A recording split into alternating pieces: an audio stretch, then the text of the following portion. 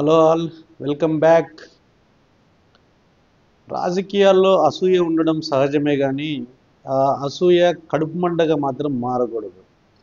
ఇప్పుడు గత 2-3 రోజులుగా కొంతమంది నాయకులు చేసే వ్యాఖ్యలు కానీ లేకపోతే మీడియా వ్యక్తులు వాళ్ళ ముందర మైకులు పెట్టినప్పుడు వాళ్ళు ఇతర పార్టీ నాయకులను లేకపోతే అపోజిషన్లను లేకపోతే వీళ్ళకు అవతల పక్షంలో నాయకుల గురించి మాట్లాడేటప్పుడు అనవసరంగా వాళ్ళ కుటుంబ సభ్యుల ప్రస్తావన తేవడము, అదేదో మేము చాలా సర్కాస్టిక్గా మాట్లాడుతున్నామని చెప్పి వీళ్ళు అనుకుంటారు. కానీ వీళ్ళు అనవసరంగా ఇలా కుటుంబ సభ్యుల ప్రస్తావన తేవడము, తర్వాత వీళ్ళే అవతలకి ఒక కొత్త విషయాన్ని నేర్పిస్తున్నారు. అంటే కుటుంబ సభ్యుల ప్రస్తావన తేవడం అనేది క్వైట్ న్యాచురల్ అనేది చెప్తున్నారు. రేపొద్దున అటుపక్క వాళ్ళు మళ్ళీ అధికారంలోకి వచ్చినప్పుడు వాళ్ళు కుటుంబ సభ్యుల ప్రస్తావన తెస్తారు. తెచ్చినప్పుడు మరి వీళ్ళు ఇంతే స్పోర్టింగ్ స్పిరిట్తో తీసుకుంటారా, అంటే క్రీడా స్ఫూర్తి అప్పుడు కూడా ఇలాగే ప్రదర్శిస్తారా? అప్పుడు మేము అన్నాం కాబట్టి ఇప్పుడు వీళ్ళు అంటున్నారు కాబట్టి we should take it positively, లేదా it's part of the game అని అనుకుంటారా? అప్పుడు మాత్రం మళ్ళీ విక్టిమ్ గేమ్ మాత్రం ప్లే చేయకూడదు. వీళ్ళు మా కుటుంబ సభ్యులు అన్నారు, మా పిల్లలు అన్నారు, భార్యలు అన్నారు, అది ఇదని చెప్పి. ఇప్పుడు చూస్తే ప్రతి ఒక్క కుటుంబంలో కూడా భార్యాభర్తలు కానీ లేకపోతే ఇతర కుటుంబ సభ్యులు కానీ వాళ్ళ వాళ్ళ వ్యాపారాలు చేసుకుంటూ ఉంటారు. కొంతమంది రాజకీయాల్లో ఉంటారు. ఇప్పుడు వీళ్ళు అన్నెసరీగా వాళ్ళ కుటుంబ సభ్యులను పాయింట్అవుట్ చేసి వాళ్ళ బిజినెస్ల గురించి మాట్లాడి రెచ్చగొడతారు. తర్వాత అవతలోళ్ళు రేపు వాళ్ళకి ఏదో ఒక రోజు అధికారం రాకమానదు, వచ్చినప్పుడు వాళ్ళు కూడా ఇదే విషయాన్ని లేవనెత్తినప్పుడు మళ్ళీ వీళ్ళు విక్టింగ్ కార్డు ప్లే చేస్తారు. గతంలో కూడా చూసాము, ఆ విక్టింగ్ కార్డు ప్లే చేసి మైకుల ముందు ఏడవడాలు, మమ్మల్నే అంటారా, అది అంటారా, ఇది అంటారా అని చెప్పి మళ్ళీ సింపతి కోసము వెంపర్లాడము. ఇది ఎంతవరకు కరెక్ట్? అంత వెంపర్లాడిన వాళ్ళు ఇప్పుడు అదే మర్యాద పద్ధతులు పాటించాలి కదా అవతల వ్యక్తుల కుటుంబ సభ్యులను, భార్య పిల్లలను అన్నం గురించి. మరి ఎందుకు అంటే అధికారం వస్తేనే ఒక్కసారిగా వీళ్ళు గతంలో ఏది తప్పనుకున్నారో అది రైట్ అయిపోతుందా? మరి ఇప్పుడు ఇంకొక ఇంకా కొంతమంది ఉంటారు, వాళ్ళకు వయసు ఎంత వచ్చినా కూడా జ్ఞానం మాత్రం రాదు. అంటే వాళ్ళు అప్పుడెప్పుడో చెప్పిన అబద్ధాలు ఈ రోజు కూడా కంటిన్యూ చేస్తూ ఉంటారు. ఏ తిరుపతి కొండల గురించి కానీ లేకపోతే అది ఎప్పుడో బిల్ గేట్స్ని కలిసినప్పుడు ఎవరో వీళ్ళ నాయకుడు ఏకదాటిగా 3 గంటల సేపు ఆయన ఈయన ఏదో ఈయన కార్యాచరణ లేకపోతే ఈయనకున్న కంప్యూటర్ నాలెడ్జ్ ఆయన ముందు ప్రదర్శిస్తే అసలు ఆయన అట్లా నిశ్చేష్టుడై చూస్తున్నాడు బిల్ గేట్స్ అసలు అని చెప్పి. అసలు ఆ డెమోనో అది ఎవరో ఆయన మీట్ అయిన ఆ నాయకుడే నేను 40 నిమిషాలే మాట్లాడారని చెప్తే ఈ పెద్ద ఆయన 3 గంటలు మాట్లాడినాడు. అసలు ఈయన చెప్పే విషయాన్ని వింటుంటే ఆయన చాలా ఆశ్చర్యపోయాడు. అసలు ఇంత ఫ్యూచర్ ఫార్వర్డ్ థింకింగ్ ఉన్న నాయకుడు ఉన్నాడా అని చెప్పి. లేకపోతే ఇంకా అవతలలో నా పార్టీ నాయకులు ఎవడు కనిపించినా కూడా వాళ్ళ మీద బురద చల్లడము. అంటే ఆ తిరుపతి కొండలు 2 చేస్తా అన్నాడు, మనిషి దొరకకుండా పోయినాడు, ఇవన్నీ అప్పుడెప్పుడో లూజ్ టంగ్తో మాట్లాడిండొచ్చు. కానీ మనకు వయసు పెరిగే కొద్దీ మెచ్యూరిటీ పెరుగుతుంది. ఆ మెచ్యూరిటీ పెరిగినప్పుడు మనకు తెలిసి వస్తుంది మనము గతంలో ఏం మాట్లాడామో అది తప్ప రైటా అనేది. మనకు సారి చెప్పడానికి అహంకారం అడ్డు రావచ్చు, కానీ తర్వాత మళ్ళీ అదే తప్పును మళ్ళీ 10 చోట్ల 10 మైకుల ముందు మాట్లాడకూడదు. కానీ అన్ఫార్చునేట్లీ వయసు అయితే పెరుగుతుంది, తల గడ్డం అన్నీ నెరిసిపోతున్నాయి. కానీ అప్పుడు చెప్పిన తప్పుల్నే మళ్ళీ మళ్ళీ మళ్ళీ మళ్ళీ ఎవడు మైకు గొట్టం ముందర పెట్టినా కూడా మళ్ళా అదే అదే చెప్పేసి ఇంకా మనం ఎప్పుడు కూడా ఎదగము.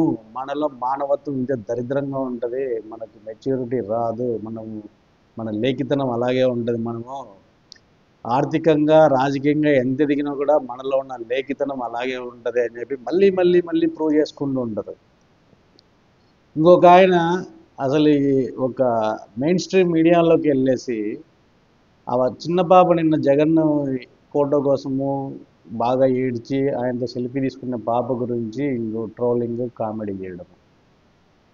ఆ పాపకి ఏమన్నా జగన్ వెళ్ళి స్కూల్ ఫీజు కట్టాడా అని ఈయనంటే, ఆ కోట్ వేసుకొని ఉన్న ఆ యాంకర్ ఏం ఆయనకి బుద్ధి జ్ఞానం ఉందో లేదో తెలియదు. మరి ఆయన యాంకర్ అన్నము ఇదంతా పక్కాగా ఆర్కెస్ట్రేటెడ్. ఇది 5 వైపులా కెమెరాలు పెట్టుకొని ఆ పాప ఫీలింగ్స్ అవన్నీ కూడా క్యాప్చర్ చేసి జనాల్లో ఎమోషన్ పెంచడానికి చాలా ప్రీ ప్లాన్డ్గా చేశారని చెప్పి కడుపు మంటతో ఏడుపు. అరే బాబు, అసలు నువ్వు యాంకర్వా, ఒక న్యూట్రల్ జర్నలిస్ట్వా, లేదా పలానా పక్షం వాడివా, ఏదో ఒకటి చెప్పుకో.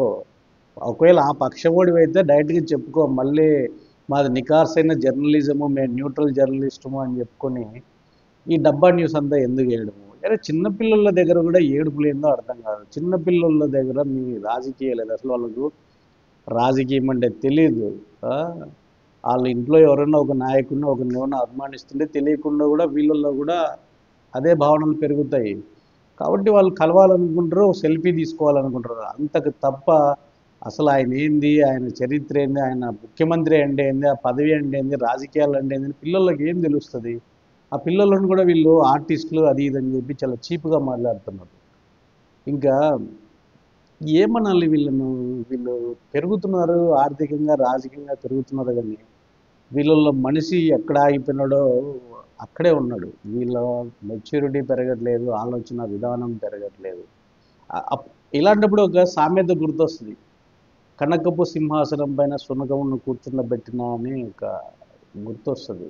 సుమతి శతకమో వేమన పద్యమో. అంటే ఇప్పుడు ఇలాంటి దరిద్రమైన ఆలోచనలు బుర్రలో పెట్టుకున్న ఎక్కడ కూర్చోబెట్టినా ఏం లాభం?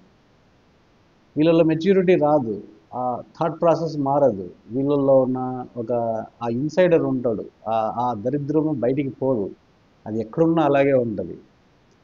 కుంభమేళాకు పోయినా కూడా ఆ దరిద్రం పోదు. వీళ్ళు కుంభమేళాకు పోయారు అంటే అక్కడికి వెళ్ళి దైవనామాన్ని స్మరించుకోవాలో లేకపోతే ఆధ్యాత్మిక చింతనతోనో ఉండాలి. ఈ రాజకీయాలు, ఈ గొడవలు, బిజినెస్ గొడవలు, ఈ కుటుంబ ప్రాబ్లమ్స్ ఇవన్నీ పక్కన పెట్టేసి ఆ వెళ్ళిన 2-3 రోజులు లేకపోతే ఆ పుణ్యస్నానం ఆచరించి ఆ కొద్దిసేపన్న ఆధ్యాత్మిక భావనలతో మనసు నిండి ఉండాలి. కానీ అక్కడికి కూడా వెళ్ళి ఒక నాయకుడి పైన కడుపు మంటతో మాట్లాడుకోవడం చూస్తుంటే అసలు ఇంకా మారరు అసలు. వీళ్ళని మనము ఏ లెక్కన మనుషుల కింద ట్రీట్ చేయాలి అనేది అర్థం కావట్లేదు.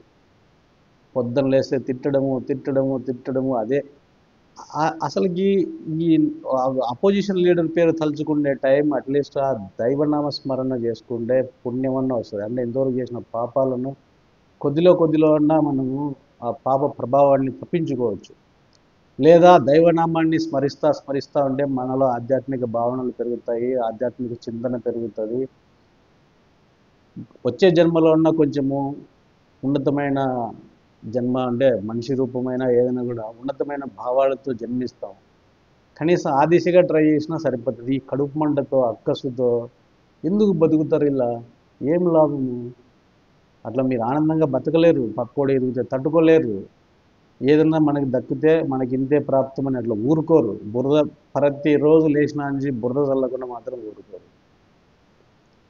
ఇంత చేసి మళ్ళీ అవతలోడు ఇదే పని చేస్తే మాత్రం అప్పుడు విక్టింగ్ కార్డు ప్లే చేసి ఆ మైకుల మీద పట్టుకుని ఇంకా తెగ ఏడుపులు ఏడుస్తారు. అంటే నీవు నేర్పిన విద్యే కదా నీరజాక్షి అని ఉంటుంది. అంటే ఇప్పుడు నువ్వు ఒకడికి ఒక మార్గం చూపిస్తున్నావు, అవతలోడు ఖచ్చితంగా అదే మార్గంలో వస్తాడు.